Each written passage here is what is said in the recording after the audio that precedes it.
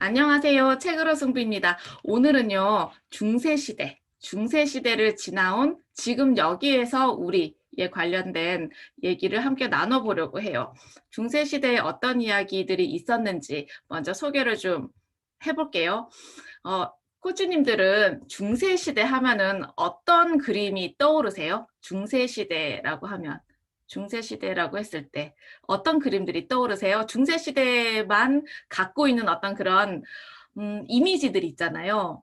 아마 떠오르실 거예요. 떠오르실 텐데 저는 기사도, 돈키호테 이런 것도 좀 떠오르고 이렇게 긴 성에 갇힌 왕자, 뭐 공주 이런 사람들도 좀 떠오르고 그다음에 이때가 아무래도 종교적인 색채가 굉장히 강했던 시기잖아요. 그래서 그런 이미지들도 좀 떠올랐어요.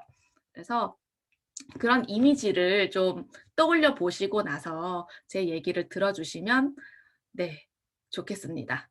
중세 시대는 보통 로마 시대가 멸망하는 로마 시대 중에서도 서로마 시대가 멸망하는 476년서부터 한 1600년 동안 굉장히 긴 기간이에요. 한 1100년 동안의 기간인데 이때를 중세라고 하는 이유가 뭐냐면 시작 지점은 서로마의 멸망인데 끝 지점은 근대화가 시작된 그 지점이에요. 그러다 보니까 그 사이 1100년을 뭉뚱그려서 중세시대라고 이야기를 하는데 중세시대가 워낙 길다 보니까 아마 이 안에서도 좀 나눌 수 있지 않을까라는 생각을 해봤어요.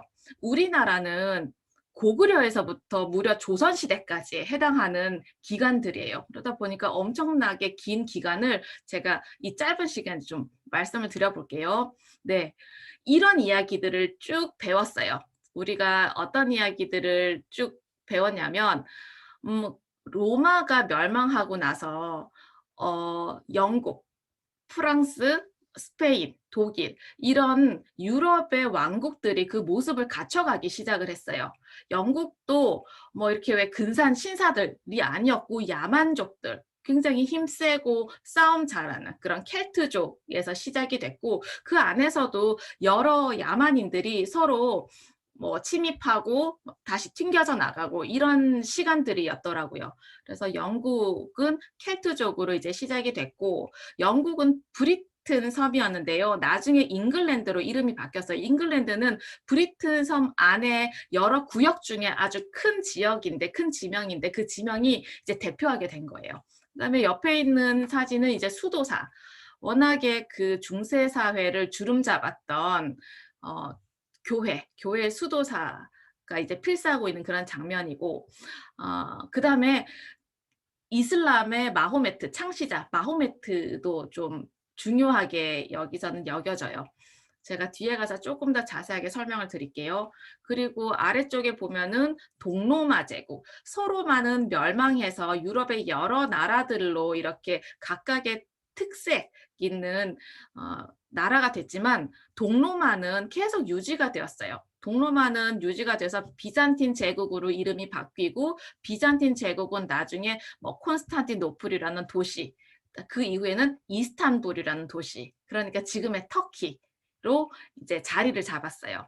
그리고 그 오른쪽에 보면은 이제 모자 쓴 이 아저씨가 중국 남북조 시대의 양견이라는 사람이에요. 그러니까 중국도 2100년 동안 굉장히 많은 나라들이 이제 나타났어요. 나타나고 뭐 다시 멸망하고 나타나고 멸망하고 했는데 굉장히 번성했던 시기였어요. 이때 남북조 시대, 그다음에 뭐 수나라, 당나라, 우리가 잘 알고 있는 원나라, 그다음에 뭐 명나라 이런 나라들이 중세 시대에 있었어요. 그리고 그 옆에는 당나라의 당삼채라고 하는 아주 보석이에요. 도자기 굉장히 예술적으로 훌륭한 그런 작품들이 많았는데 우리 중국 굉장히 대단한 나라라는 것을 제가 이 공부하면서 새삼 느껴요. 4,500년 전부터 비단은 고대 시대에 벌써 중국에서 만들기 시작을 했는데 벌써 4,500년 전부터 그 서방에다가 이렇게 수출을 하면서 많은 은화를 벌어들인 나라이더라고요. 그래서 중국에 대해서도 제가 다시 보게 되었고, 그다음에 그 오른쪽에 마르코 폴로는 이탈리아 사람, 이 사람 동방견문록 쓴 사람이에요. 아버지가 이탈리아 상인이어서 중국까지 와서 이렇게 장사를 했는데, 이 마르코 폴로도 아버지를 따라서 중국과 이탈리아를 이렇게 왕래하면서 살았던 사람이더라고요. 그다음에 그 오른쪽에 명나라 궁궐 지금도 우리 여기 자금성 가볼 수 있잖아요. 정말 명나라 때만 해도 중국은 부러울 게 없는 나라였어요. 중국 안에는 없는 물건이 없었거든요. 그러다 보니까 서방에서는 계속 중국의 물건들을 탐을 냈는데 중국에서는 그 사람들을 막고자 했어요. 더 이상 우리나라에 들어오지 말라고. 그래서 명나라에서도 저 안쪽에 그 누구의 침입도, 그 누구의 어떤 그 뭐 초대 이런 것들도 거의 하지 않았던 자금성이었어요. 그다음에 그 아래쪽으로 쭉 보시게 되면은 샤르마뉴 대제, 프랑스의 거의 로마에 버금가는 그런 프랑스를 만들어낸 샤르마뉴 대제가 있고, 그다음에 또 우리가 중점적으로 다루었던 내용이 십자군 전쟁이 있어요. 중세 시대 아주 중요한 전쟁. 그리고 마르틴 루터 그러니까 면죄부 판매를 반박했던 사람이에요. 제가 이제 어렴풋이 이런 내용들이 떠올라서 좀 해봤고 뒤에 가서 조금 더 자세하게 한번 짚어볼게요. 로마는 굉장히 번성했던 제국이잖아요. 저는 이 공부하기 전만 해도 지도를 볼 줄 몰랐어요. 정말 어디가 바다인지, 무슨 바다인지, 어떤 대륙인지, 어디에 어떤 나라인지 잘 몰랐던 그런 사람인데요. 이거 공부하면서 굉장히 정확하게 잘 알 수 있게 됐어요. 그래서 너무 저에게는 참 저에게 교양을 쌓도록 해주는 그런 공부였어요. 그런 책이었는데 파란 색깔은 바다예요. 파란 색깔은 바다이고 그다음에 여기 오렌지 색깔로 되어 있는 곳은 로마 제국이에요. 로마가 차지했던 땅들, 굉장히 많은 영토를 차지를 한 로마인데요. 이때가 팍스 로마나라고 해서 로마로 인해서 전 세계가 평화로웠던 시기였어요. 그런데 로마는 거의 한 900년 정도 유지가 됐던 나라예요. 기원전 750년서부터 이제 기원 후 서기 200년까지 한 900년 정도 유지가 됐던 나라인데 멸망을 했잖아요. 멸망을 왜 했을까? 왜 멸망을 하고 중세로 넘어갔을까? 로마를 우리가 떠올려 보게 되면은 코치님들도 뭐 이런저런 생각들이 나실 거예요. 그런데 로마는 사라졌지만 로마로 인해서 우리가 지금까지 문명의 혜택을 굉장히 많이 받고 있거든요. 도시를 건설하는 거, 도로를 만든 거, 뭐 이렇게 책을 만든 거, 그다음에 달력을 만든 거, 이게 다 로마에서 왔는데 그렇게 번성하고 그렇게 잘 나가던 로마가 도대체 왜 망했을까? 그걸 좀 살펴보게 되면은 너무너무 땅이 넓었던 거예요. 너무너무 땅이 넓어서 그 땅들을 잘 관리를 했었어야 되는데 잘 관리를 못했어요. 그리고 왕들이 초기에는 굉장히 유능한 왕들을 이렇게 픽해서 앉혔는데 나중에는 이렇게 왕위를 물려주잖아요. 그러다 보니까 정말 망나니 같은 그런 왕들이 나중에는 정치를 하게 된 거예요. 그러다 보니까 제대로 정치도 못하고 그리고 저렇게 넓은 영토들을 관리하지 못하다 보니까 야만인들이 계속 침입해 들어왔어요. 야만인들. 그러니까 목욕도 잘 하지도 않고 그다음에 집도 없었고 음식도 그냥 날 것으로 막 먹었던 그런 훈족. 그 훈족이 우리 고조선의 후예 그러니까 고조선의 선조라는 어떤 그런 고조선의 후예가 훈족이란 이야기도 있긴 하더라고요. 그래서 그런 엄청나게 힘셌던 그런 훈족들, 뭐 소고투족 이런 사람들이 계속 이 국경선을 침범하다 보니까 여기에서 조금씩 무너지지 않았을까라는 어떤 그런 이야기가 있고, 그리고 일단은 경제적인 어떤 파탄이 있었어요. 경제적인 파탄. 왜냐하면 고대 사회는 농업 경제, 그러니까 농업을 통해서 농업만 강조를 했던 어떤 그런 시기였더라고요. 농업이 중요한 생산 수단이었기 때문에 농사를 짓기 위한 땅이 중요했고 그러다 보니까 자꾸 다른 나라들을 침략해 들어가서 땅 따먹기를 할 수밖에 없었던 거예요. 그런데 자꾸 이렇게 땅을 넓히다 보니까 관리도 안 되고 이제 보통 전쟁에 참여하는 그 사람들은 어떤 사람들이었냐면은 농민들이었어요. 그러니까 보병으로 참전하는 사람들은 농민들이었어요. 그러니까 내가 농사 지을 땅을 놔두고 다른 나라로 이렇게 전쟁을 참여해야 되는데 귀족들이나 그 누구죠? 귀족들이나 이렇게 왜 지위가 높은 사람들은 전쟁에서 이기게 되면은 부를 얻잖아요. 땅도 얻고 부를 얻게 되는데 이 농민들이 전쟁에 참여하게 되면은 그 부를 얻을 수가 없는 거예요. 자기네들이 일은 일대로 못하고 그리고 나중에는 로마의 화폐가 굉장히 가치가 떨어지기 때문에 이런 뭐라고 하죠? 급여도 제대로 받지 못하는 상황이 되어버렸어요. 그래서 농민들은 점점 가난해지고 귀족들이나 어떤 그런 전쟁에 참여한 장군들은 점점 부자가 되어서 양극화 현상이 굉장히 심해졌다고 해요.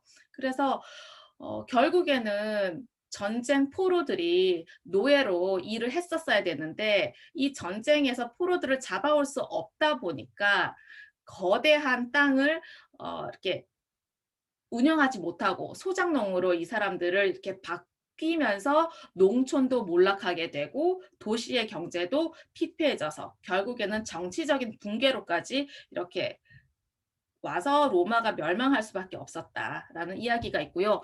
그 다음에 굉장히 이 귀족층들, 로마의 귀족층들이 사치가 너무 심했대요. 이 사람들이 가장 사치를 부렸던 그 물품이 뭐였냐면은 비단, 중국의 비단. 그러다 보니까 같은 무게의 금, 같은 무게의 비단을 뒤바꿨대요. 그러니까 같은 무게의 금을 주고 같은 무게의 그 비단을 사왔는데 이게 너무너무 비싸지다 보니까 그 금화, 그 은화에다가 구리를 섞었던 거예요. 그러다 보니까 다른 나라에서는 이제 로마의 화폐를 믿을 수가 없었던 거죠. 그러다 보니까 다른 나라에 그러니까 다른 영토에 나가 있었던 로마의 군사들 이런 사람들은 제대로 자신들의 화폐로 급여를 받지 못하다 보니까 다시 자신들의 나라로 돌아올 수밖에 없었고 그러면서 아 로마는 이제 망하겠구나 이런 생각을 했다고 하더라고요. 그리고 또 한 가지 경제 파탄이 있었던 이유가 뭐냐면은 이제 교회 다니는 선배님들은 아마 잘 아시겠지만 유대인들을 핍박했잖아요. 유대인들이 경제, 그러니까 상업 경제를 거의 장악을 하고 있었는데 로마에서는 예수를 죽였다는 이유로 유대인들을 다 이렇게 쫓아내 버렸어요. 그래서 이 중세 시대에는 유대인들이 나라를 갖지 못하고 계속 떠돌아다니는 그 디아스포라 시기였어요. 그래서 그 내용도 뒤에 가서 조금 더 자세하게 설명을 드려볼게요. 저는 중세 시대를 공부하면서 이 내용이 가장 중요한 쟁점이지 않을까라는 생각을 해봤어요. 이슬람교가 생겼거든요. 유대교나 기독교는 고대 시대에 이미 생겼는데 이슬람교는 중세 시대에 생겼어요. 누가 만들었냐면 메카에서 태어난, 메카는 지금 사우디아라비아에 있는 그 작은 지역인데요. 무함마드 또는 마호메트 같은 사람이에요. 이 사람이 이슬람교를 만들었어요. 그래서 이슬람교는 630년에 만들어졌는데 그 무함마드라는 사람은 고아소년이었어요. 고아소년이었고 할아버지와 작은아버지와 살고 있었던 사람인데 믿음직한 사람이라는 별명을 갖고 있었어요.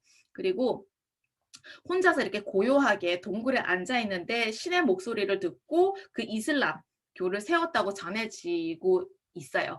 그런데 사실은 무함마드는 상인이었다고 그래요. 상인. 그러니까 경제 활동을 계속 해야 되다 보니까 외지를 계속 돌아다녔던 거죠. 그래서 이 사람은 유대교라든가 기독교에 대해서 너무나 잘 알고 있었기 때문에 우리 민족을 강력하게 묶을 수 있는 단 하나의 종교가 필요하겠다라고 해서 이 새로운 종교를 의도적으로 만들었다는 이야기도 나와요.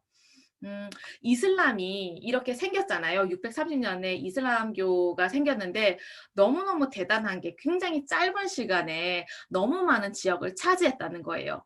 너무 짧은 시간에. 이 사람들은 그 지금의 이란 지역, 그러니까 페르시아, 그 다음에 지금의 터키, 그러니까 비잔틴, 그 다음에 지금의 이라크, 지금의 이라크였던 그때 당시에 바빌론, 그다음에 지금의 스페인, 포르투갈이 있는 그 이베리아 반도, 그다음에 북아프리카, 굉장히 그 아까 팍스 로마나 시절을 보신 것처럼 굉장히 많은 영토를 이슬람이 차지하게 되어 버렸어요.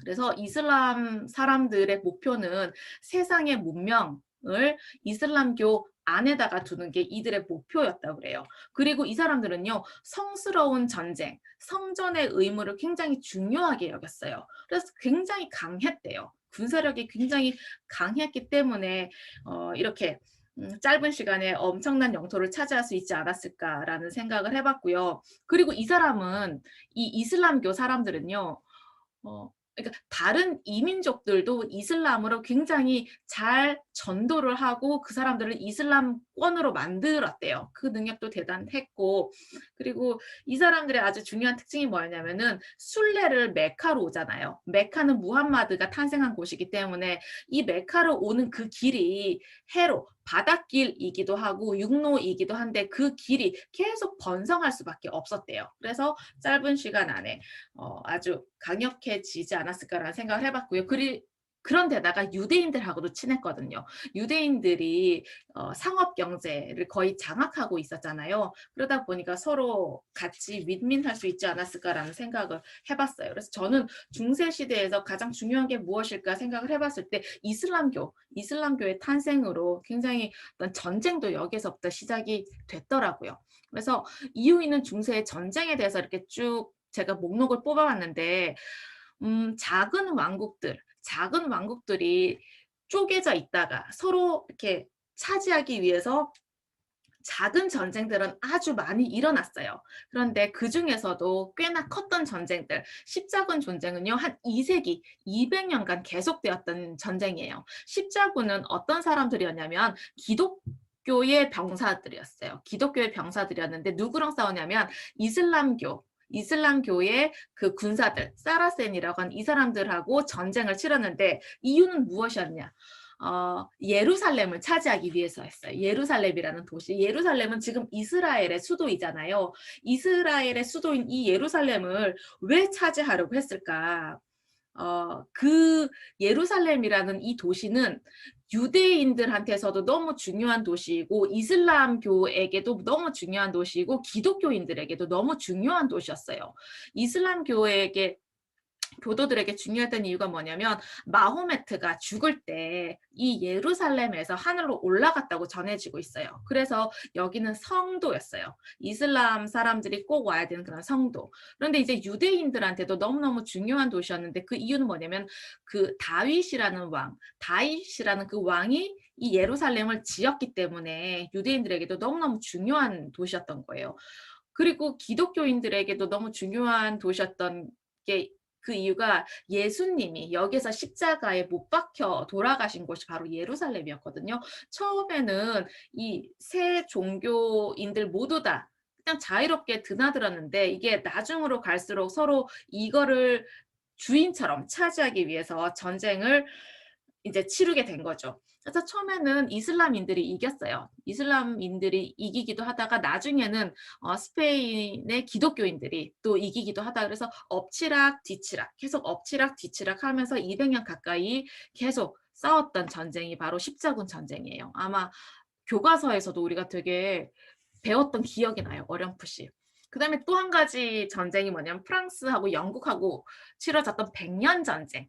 100년 동안 있었던 이 100년 전쟁. 이 100년 전쟁에서 등장한 아주 중요한 인물이 잔다르크죠. 잔다르크. 이 잔다르크는 프랑스 사람인데 영국군에 의해서 이제 마녀라는 어떤 그 모함으로 결국에는 화형을 당해서 죽게 돼요. 이때 당시에 프랑스 왕자였던 사람을 왕으로 만든 사람이 바로 잔다르크인데 이 잔다르크를 돕지 않고 영국군에 의해서 이제 누명을 씌우고 죽게 한 어떤 그런 프랑스 왕이 있는데 그런 생각이 들었어요. 이 정치적인 어떤 그런 이용, 정치적으로 잔다르크가 이용당하지 않았을까라는 생각을 해봤는데 너무 어린 소녀가 계속 승리를 거둔 이 100년 전쟁. 우리 이것도 세계사에서 좀 배웠는데 저는 이번에 공부하면서 제대로 알게 됐었던 내용이에요. 그 다음에 중세가 끝날 때쯤에 있었던 싸움이 바로 스페인하고 영국의 전쟁이었어요. 스페인은 어마어마한 나라였어요. 중세 때. 왜냐하면 아프리카의 노예 무역에 아주 대단한 나라가 스페인이었고, 그 다음에 대탐험, 신대륙, 아메리카 대탐험 할 때도 이 스페인은 엄청난 식민지를 갖고 있었거든요. 그러다 보니까 돈도 많았고 힘도 있었고 저렇게 무적함대도 대단했는데 그때 당시에 영국보다 훨씬 더 힘이 셌어요. 힘이 셌는데 결국에는 작전의 실패로 영국군에게 패해요. 중세가 끝나갈 무렵에. 그래서 그때 뒤바뀐 지위는 아직까지도 다시 스페인이 되찾지 못하고 계속 유지되고 있어요. 그래서 중세 시대가 이런 큼직큼직한 전쟁들이 있었고 그러고 나서 대항해 시대로 넘어가요. 대항해 시대로 넘어가는 이야기는 이제 근대편으로 쭉 넘어가니까 전쟁 이야기는 여기서 마무리를 하고요. 코지님들 중세의 가장 무서운 적군은 누구라고 생각하세요? 중세 시대에 있었던 아주 많은 전쟁에 참여했던 적군들이 있잖아요. 누구라고 생각을 하시는지 한번 떠올려 보세요. 여기서는 흑사병. 네, 흑사병. 지금의 코로나와 흡사한 이 흑사병을 가장 무서운 적군으로 보고 있어요. 왜냐하면 중세의 사람들 3분의 1을 죽였거든요. 그때 당시의 흑사병도요, 중국의 변방에서 시작이 되었어요. 쥐에 붙어 있는 벼룩이 다니면서 이 전염병을 옮겼는데, 쥐가 실크로드를 따라서 유럽으로 이렇게 퍼지도록 했고, 그다음에 배에 얘네들이 몰래 들어가서 또 이렇게 유럽으로 퍼지도록 했어요. 그래서 이 흑사병 때문에 흑사병 이전의 사회와 흑사병 이후의 세상은 너무나 다른 세상이 되어버렸다는 이야기가 굉장히 중요하게 다뤄져요. 목숨을 지켜냈던 그런 촌민들, 목숨을 부지했던 그런 농부들은요, 이 전염병 시대가 끝나고 나선 귀족이 되어버렸어요. 그리고 농촌에서는 일손이 없기 때문에 농촌을 버리고 도시로 다들 이제 모이게 된 거죠. 그러면서 150년간 다시 회복이 안 됐다고 그래요. 그 땅의 모습들이.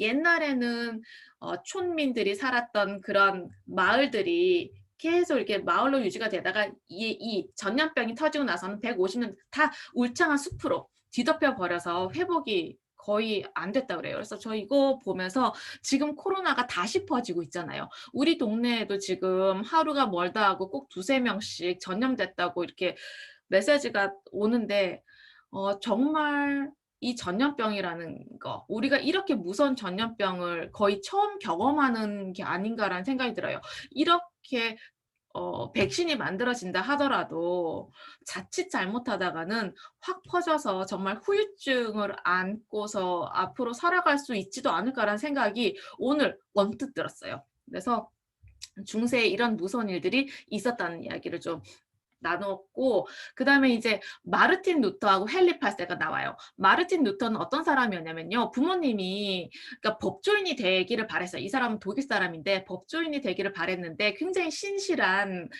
성자였어요. 굉장히 이 사람은 오로지 이제 성경 공부하고 기도하고 이런 걸 너무 좋아하니까 수도사가 된 사람인데, 성경을 계속 공부하다 보니까 교회가 면죄부를 판매하고 있는 것은 성경에 없는 이야기를 자꾸 하니까 뭔가 잘못됐다고. 그래서 그 잘못된 이야기를 95개의 반박문으로 이제 교회에다가 다 붙여놓은 거예요. 그러면서 이 마르틴 루터의 혜택을 본 사람이 바로 헨리 8세예요. 이 사람은 영국의 국왕인데요. 어떤 사람이었냐면은 6명의 아내를 뒀어요. 아들을 얻기 위해서 6명의 아내를 이제 계속 갈아치웠는데 맨 첫 아내는 형수였어요. 형이 2살에 결혼을 했거든요. 스페인 공주하고 2살에 결혼을 했는데 10대에 다시 결혼을 하고 살았는데 5개월 만에 죽은 거예요. 결혼하고.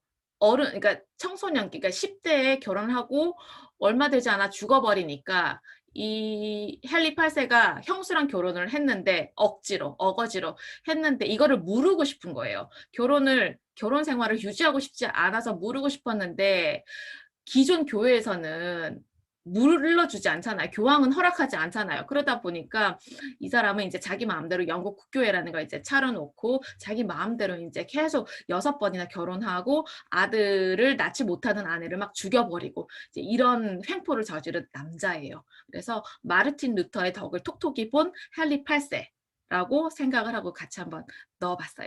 그 다음에 지금까지도 세상을 가장 크게 바꿔놓은 것이 무엇일까라는 질문에 답이 바로 구텐베르크의 인쇄기를 만든 사람. 1년 동안 아까 그 필사하는 수도사 보셨잖아요. 필사하는 수도사가 1년 내내 성경을 필사하더라도 정말 몇 권 못 쓰잖아요. 혼자 앉아서 써야 되니까. 그런데 이 구텐베르크가 만든 그 인쇄술로 인해서 1년에 450권의 성경책을 복사해냈다고 하더라고요. 그래서 그런 책들을 통해서 지금까지도 계속 우리가 변하고자 하고 성장하고자 하는 그런 마음들이 있지 않을까라는 생각을 해봤어요. 그래서 구텐베르크도 중요하게 다뤄지고 제가 뒤에는요, 코치님 좀 짧게 좀 가볼게요. 저는 이 세계 지도를 잘 볼 줄 몰랐는데 이 공부하면서 너무 감사한 게 지도를 볼 수 있게 됐다는 그 사실이에요. 그래서 그거를 고백하고자 지금 넣어봤고요. 그 다음에 이 로마는 중세 사회 이전에 있었던 나라잖아요. 그래서 로마가 있었던 지역은 이 세계 지도에서 봤을 때 저 귀퉁이에요. 저 왼쪽 귀퉁이. 그래서 서로마는 멸망을 하고 유럽의 국가들이 이제 갖춰지기 시작을 하고 그다음에 남아있는 로마는 이제 동로마라고 해서 저 터키로 정착을 하게 돼요. 그런 다음에 이렇게 브리튼, 영국이 서서히 등장을 해서 힘을 갖춰가기 시작을 하고 일본 이야기도 좀 나와요. 일본과 영국을 비교해요. 같은 섬나라인데 별로 비슷한 건 없지만 그래도 아주 중요한 점이 닮아 있어요. 뭐냐면 봉건제도라는 거. 그러니까 영주와 기사의 관계, 그다음에 또 영주와 사무라이의 관계가 비슷한 봉건제도 속에서 이 정치를 해 나가요. 그런 다음에 중국은 너무너무 잘 나갔어요. 중세시대 내내. 그래서 모든 사람들이 중국에 가고 싶어서 기웃기웃했고 중국은 정말 더 이상 뭐 바랄 것이 없는 모든 것을 다 가진 그런 곳이었어요. 그 다음에 또 저 왼쪽 귀퉁이에 프랑스, 스페인, 포르투갈 쭉 나오는데 프랑스 이제 샤르마뉴 대왕 제가 아까도 말씀을 드렸는데 이분 얘기를 하는 이유가 뭐냐면 로마의 황제, 로마의 카이사르 같은 그런 굉장히 지혜롭고 총명한 황제가 되는 게 꿈인 사람이었어요. 그래서 로마에 버금가도록 프랑스를 일으켜 세워놨는데 이분은 돌아가실 때까지 글씨를 읽을 줄 모르는 그런 대왕이었어요. 그러다 보니까 정말 돌아가실 때까지도 자기 침대 이불 밑에 나가는 글자판을 놓고서 계속 공부를 하셨다고 그래요. 그럼에도 불구하고 다 깨치지 못했다고. 그래서 그런 거 보면 우리는 정말 너무나 잘 교육받아서 이렇게 글자도 잘 읽고 원하는 거 배울 수 있어서 정말 감사하다라는 생각이 막 들더라고요. 그다음에 스페인하고 포르투갈 굉장히 대단한 나라였어요. 엄청나게 무서운 나라. 정말 공격적인 나라. 그래서 이 아프리카하고 나중에 저기 신대륙을 거의 노예무역을 통해 가지고 다 차지해 버렸죠. 너무나 악독한 무서운 그런 곳이에요. 그런데 지금은 우리가 더 잘 살죠. 이 스페인하고 포르투갈보다 우리나라가 더 잘 살더라고요. 그리고 요 메카도 중요해요. 왜냐하면은 이슬람이 시작되었던 곳. 사우디아라비아에 있는 메카라는 곳이 중요해서 한번 점을 찍어봤고 아프리카를 유럽 사람들이 아까 뭐 포르투갈, 스페인, 네덜란드, 영국, 프랑스 이쪽 사람들이 굉장히 탐내했던 이유가 뭐냐면 금과 소금이 너무 많았거든요. 그렇기 때문에 어떻게든 저거를 이제 차지하기 위해서 정말 우리랑 똑같이 생긴 그 흑인들을 짐승 다루듯이 그렇게 다루면서 죽여가면서 원하는 것들을 다 차지했더라고요. 그다음에 인도 중세는 잘 살았어요. 꽤나 잘 살았어요. 좀 안정적으로 이제 왕국 그리고 이슬람교와 힌두교, 이슬람이 인도까지도 들어갔거든요. 그래서 잘 공존했던 시기예요. 이 인도가 근대에 오면서부터 서서히 정말 너무나 너무나 처참하게 약해진 그런 인도인데요. 중세까지는 아직도 잘 살고 있어요. 그리고 우리나라예요. 우리나라 이렇게 작은데 이 책에는요. 하나 나와요. 딱 하나. 뭐가 나오냐면 백제의 칠지도 그 딱 한 가지 내용이 나오거든요. 백제의 그 칠지도라는 칼을 일본에 전해준 우리가 문명이 일본보다 앞섰다. 요 내용 딱 한 가지가 나오는데 우리나라는 왜 이렇게 다루지 않았을까? 세계 역사에서 다루지 않았을까라는 걸 생각을 해봤는데 우리나라는 상업 경제를 중요하게 여기지 않았잖아요. 그런 것 같아요. 제가 세계 역사를 쭉 공부를 하다 보니까 상업 경제, 그러니까 그 이동의 거리가 힘인 것 같고 그 힘을 통해서 번성했는데 우리나라는 상업 경제를 중요하게 여기지 않았기 때문에 이동 반경도 좀 작았고 그리고 바로 옆에 아주 거대한 중국이 딱 자리 잡고 있었기 때문에 더 우리나라는 세계사적인 관점에서 봤을 때는 좀 주목을 못 받지 않았을까라는 생각을 해봤어요. 네, 그래서 중세가 지나고 나서 500년, 지금 한 400, 한 2, 30년 정도가 흘렀는데요. 지금 이렇게 제가 1인당 국민 생산, 1인당 GDP를 좀 찾아봤어요. 그랬더니 그 강력했던 스페인과 포르투갈, 보다도 우리나라가 훨씬 더 잘 살더라고요. 잠시만요. 지금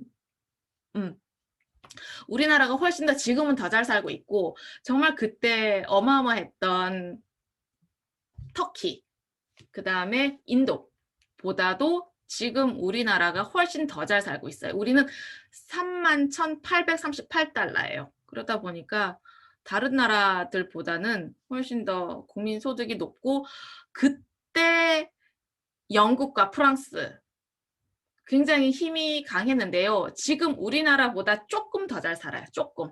영국과 프랑스는 우리나라보다 더 잘 살고 조금 더 잘. 그때는 있지도 않았던 그 미국. 그때는 존재하지도 않았던 그 미국은 우리나라보다 2배 더 잘 살더라고요. 딱 2배. 2배 정도 더 잘 사는데 그런 생각이 들었어요. 미국이 얼마나 오래 갈 수 있을까? 미국이 얼마나 오래 갈 수 있을까? 로마가 한 900년 정도 유지가 되었으니 미국이 이제 생긴 지 한 300년 되나요? 300년 되나요? 한 5, 600년 가면은 오래 갈 수 있을까? 이런 생각도 좀 해봤어요. 우리나라는 정말 500년 후에 어떤 모습일까? 이런 생각도 좀 해보고. 그래서 우리 중세를 공부한 우리는 어떤 모습일까? 어떠해야 할까라는 걸 좀 생각을 해봤는데요. 과거에 이렇게 조각난 지식들에 대해서 학교에서 배운다고 배웠는데 사실 잘 몰랐어요. 잘 모르고 금세 잊어버리고 잘 몰랐는데 이 과거의 어떤 그런 흐름들에 대해서 좀 깨달으면 좋겠다. 과거를 깨닫게 된다면 지금 여기에서의 나를 파악하는데 도움이 될 수 있겠다. 왜 과거에 그렇게 번성했던, 융숭했던 그런 나라들이 있었을까? 그러면 우리는 지금 어떻게 해야 될까? 그때 당시에 우리는 거의 세계사적으로 주목받지 못했지만 지금은 그래도 굉장히 많은 부를 일구었는데 그 비결은 또 무엇일까? 이런 생각도 해봤어요. 그래서 어떻게 하면 미래를 주도할 수 있을까? 어떻게 하면은 우리가 미래를 이끌어갈 수 있을까? 그렇다면 왜 미래는 내가 이끌어야 된다고, 우리가 이끌어야 된다고 생각을 할까? 이제 이런 생각들을 좀 해봤는데요. 이유는 그거였어요. 내 삶이 영향을 받기 때문에, 내 삶이 영향을 받기 때문에 과거와 현재를 좀 알고 미래를 주도할 수 있으면 좋겠다.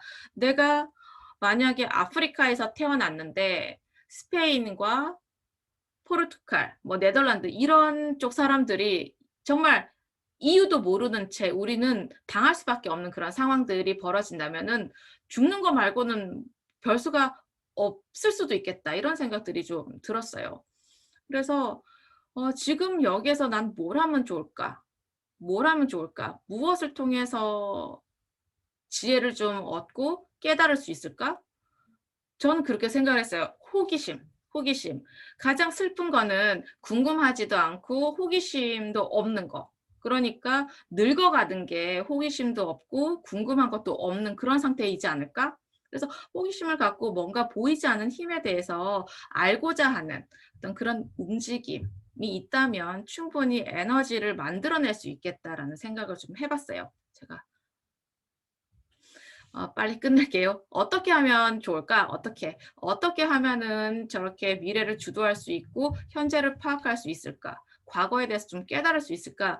일단은 머리도 좀 열어놓고 가슴도 좀 열어놓고 몸도 열어놓고 우리가 이렇게 숨쉬고 있는 존재라는 거, 생명이라는 것을 좀 알고 나서 좀 안다면 그것을 자각한다면 일단은 눈에 보일 것 같은 거예요.